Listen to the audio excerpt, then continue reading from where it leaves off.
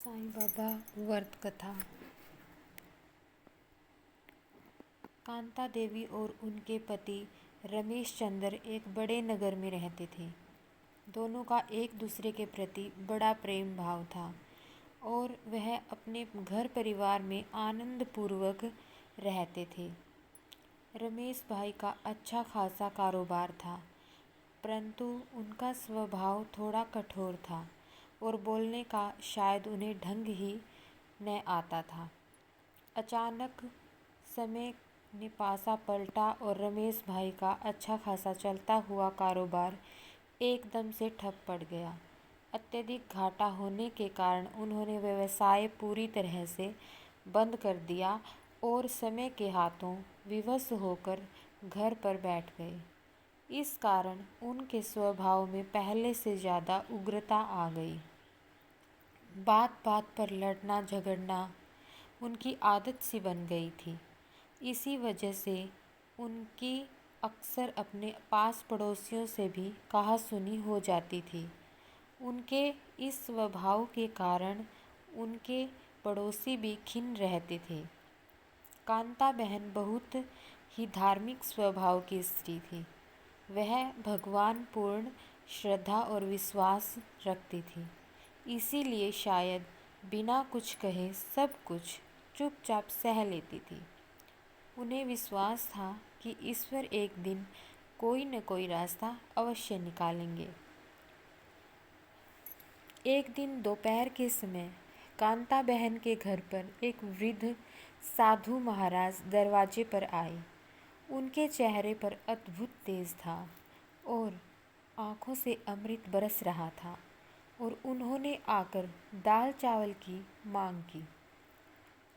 कांता बहन ने तुरंत हाथ धोकर उस साधु महाराज को दाल चावल लाकर दिए और हाथ जोड़कर उन्हें नमस्कार किया।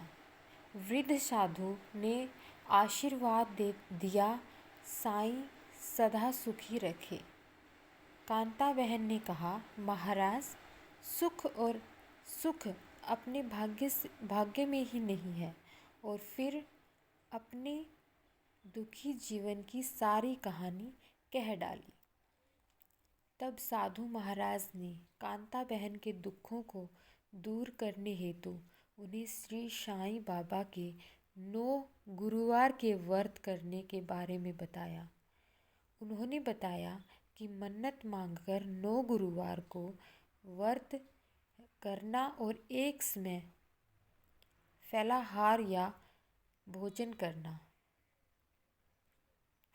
संभव हो सके तो 9 गुरुवार साईं मंदिर जाकर साईं के दर्शन करना, व घर पर साईं बाबा की 9 गुरुवार विधि पूर्वक पूजा करना और विधिवत उद्यापन करना, गरीबों को भोजन कराना, श्री साईं व्रत कथा की 5, 7, 11, 21, 51 या 101 पुस्तकें भेंट करना, जिससे साईं बाबा की महिमा का प्रचार प्रसार हो सके।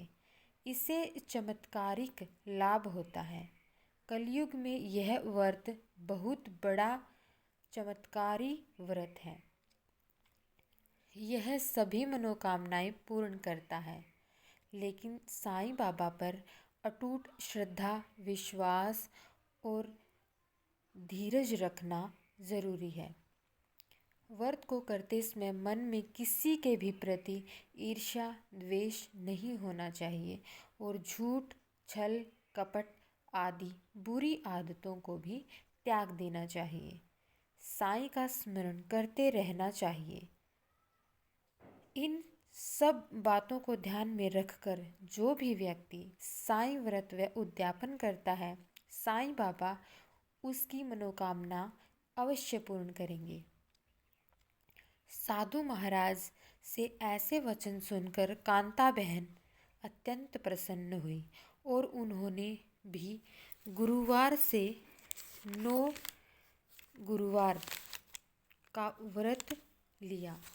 9वें गुरुवार को व्रत पूर्ण होने पर उन्होंने उद्यापन किया और गरीबों को भोजन कराया। साईं व्रत कथा की 101 पुस्तकें भेंट की। इससे उनके घर के झगड़े झंझट दूर हो गए। घर में बहुत सुख शांति हो गई। रमेश भाई के स्वभाव में आश्चर्यजनक बदलाव आने लगा। उन्होंने फिर से अपना कारोबार शुरू कर दिया। थोड़े ही समय में उनके घर में सुख समृद्धि बढ़ गई।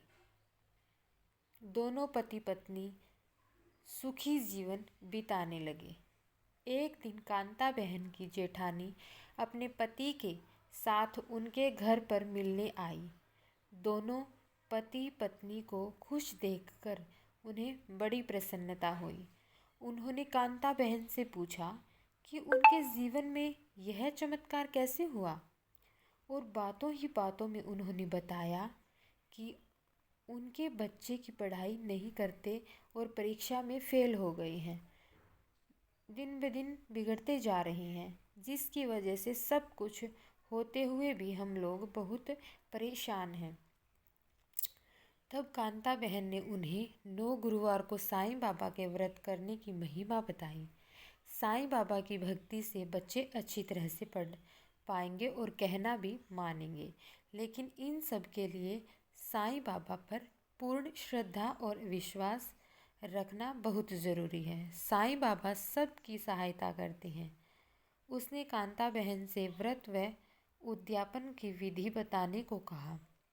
कांता बहन ने 9 गुरुवार तक व्रत करने व संभवतः हो तो साईं मंदिर में जाकर साईं दर्शन के लिए जाने को कहा और यह बताया कि यह व्रत स्त्री पुरुष एवं बच्चे सभी कर सकते हैं। 9 गुरुवार साईं बाबा की फोटो तथा सिद्ध साईं यंत्र की पूजा करना, फूल चढ़ाना, दीपक अगरबत्ती आदि का प्रसाद चढ़ाना एवं साईं बाबा का स्मरण करना, आरती करना और आरती करने की विधि भी बताई।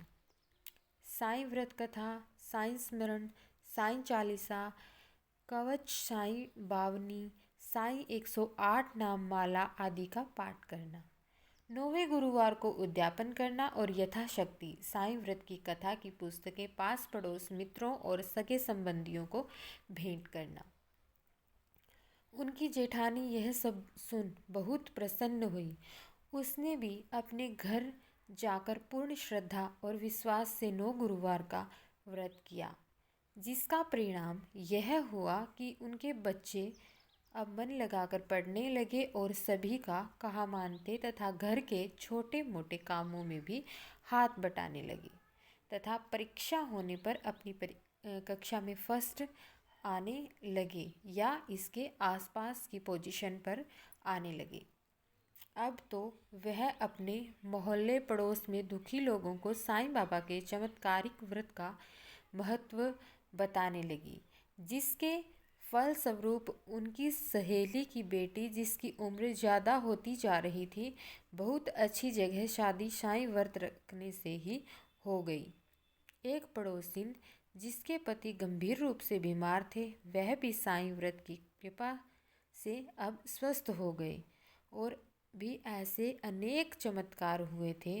कांता बहन ने कहा कि साईं बाबा की महिमा महान है।